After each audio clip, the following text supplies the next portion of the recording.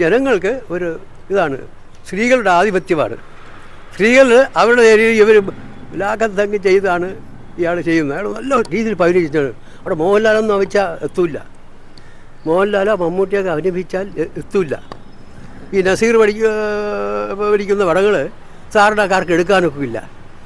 സത്യനെ ഫോഴ്ത്തുന്നുണ്ട്, പക്ഷെ അയാൾ എല്ലാ റോളും എടുക്കും സത്യൻ. അതുപോലൊരു പടമാണ് വൈറലാണ്.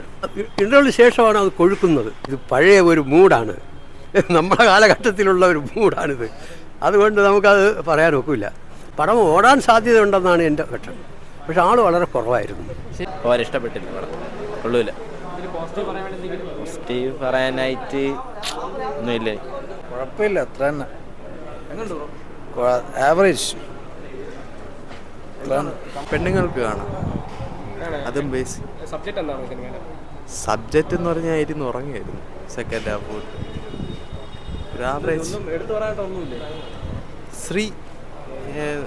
സ്ത്രീക്ക് ഇവിടെ അവകാശമുണ്ട്, അങ്ങനെ അതിനെ ബേസ് ചെയ്ത് ഞാൻ ഇനി സൂപ്പറായിട്ടുണ്ട്. എന്ന് വെച്ചാൽ കമൻ്റ് അടിയാണ് സിനിമ, പിന്നെ സോഷ്യൽ മീഡിയ സിനിമ ഏറ്റെടുത്ത് ഇതുപോലെ സോഷ്യൽ മീഡിയ അതിലും ഉണ്ട്. സൂപ്പറായിട്ടുണ്ട്.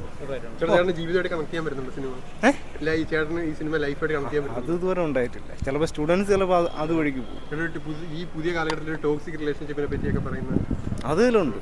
മൊബൈലിലുള്ള കറൻസ് എല്ലാം ഈ സിനിമയുടെ തെളിവാണ്. ഈ മൊബൈൽ എങ്ങനെയാണ് ഇറങ്ങിയ ഈ ആണുങ്ങളും പെണ്ണുങ്ങളും തെറ്റിപ്പോകുമെന്ന് പറയാനായിട്ടില്ലേ, ആ ഒരു രീതി ഇതിലുണ്ട്.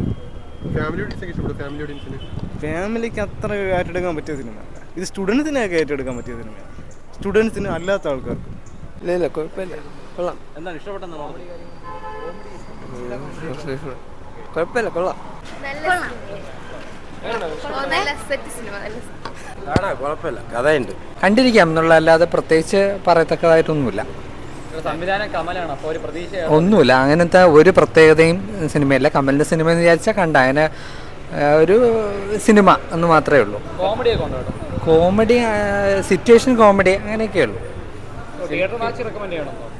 അങ്ങനെയൊന്നുമില്ല, നമുക്കല്ലാതെ OTT-ൽ വാച്ച് ചെയ്താലും മതി. പടം വൈറലൊന്നും ആവാൻ സാധ്യതയില്ല, കാണാം. ഭയങ്കര ആർട്ടിഫിഷ്യലായി പോയതല്ല തോന്നി. ഒരു പലയിടത്ത് ക്രിഞ്ച് അടിച്ച്. ചിലർക്കൊക്കെ ഇഷ്ടപ്പെടുമായിരിക്കാം, എനിക്ക് എന്തോ ഡൈജസ്റ്റ് ആയില്ല, കണക്റ്റ് ആയില്ല പടത്തിലേക്ക്.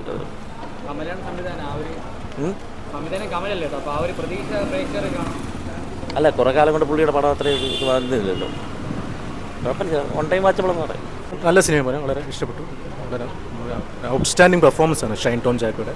ശ്വാസികയും ഗ്രേസ് ആൻ്റണിയും നന്നായിട്ട് പെർഫോം ചെയ്തിട്ടുണ്ട്. വളരെ എൻഗേജിങ് ആയിട്ടാണ് സിനിമ പറയുന്നത്. ഭയങ്കര എന്നൊരു എന്താ പറയുക, ഹ്യൂമറില്ല. ഹ്യൂമർ എന്ന് വെച്ചാൽ അതിൻ്റെ സിനിമ ഹ്യൂമർ അല്ല പറയുന്നത്, പക്ഷേ അതിനകത്ത് ഹ്യൂമർ ഉണ്ടെന്നും പറയും. കണ്ടുകൊണ്ടിരിക്കുന്ന ജനങ്ങൾക്ക് ഹ്യൂമർ ഉണ്ടാവും, അത്രേ ഉള്ളൂ.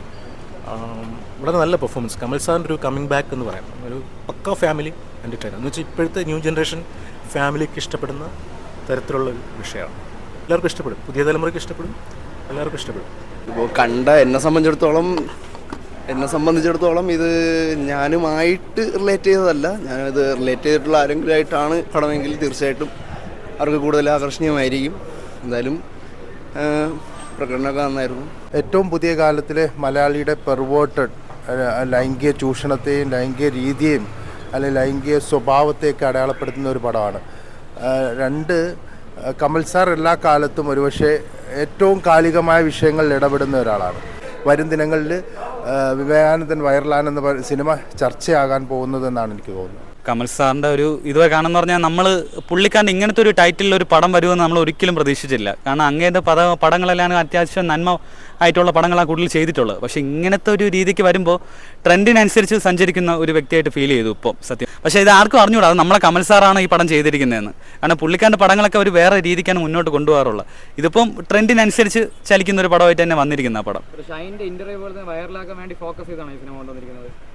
ഷൈൻ്റെ ഇൻ്റർവ്യൂ കണ്ട ഒരു ആവേശത്തിന് പുറത്ത് തന്നെ ചാടി വീണത് തന്നെ ഇതിൻ്റെ അകത്തോട്ട് എങ്ങനെയാണെന്നൊന്ന് അറിയാൻ വേണ്ടി. അത്യാവശ്യം പുള്ളിക്കാരൻ നമുക്കറിയാമല്ലോ, പുള്ളിക്കാരൻ എന്തായിരിക്കും ആ സ്ക്രീനിൽ ചെയ്ത് വയ്ക്കുക എന്ന് അത് കൃത്യമായിട്ട് ചെയ്തു വെച്ചിട്ടുണ്ട്.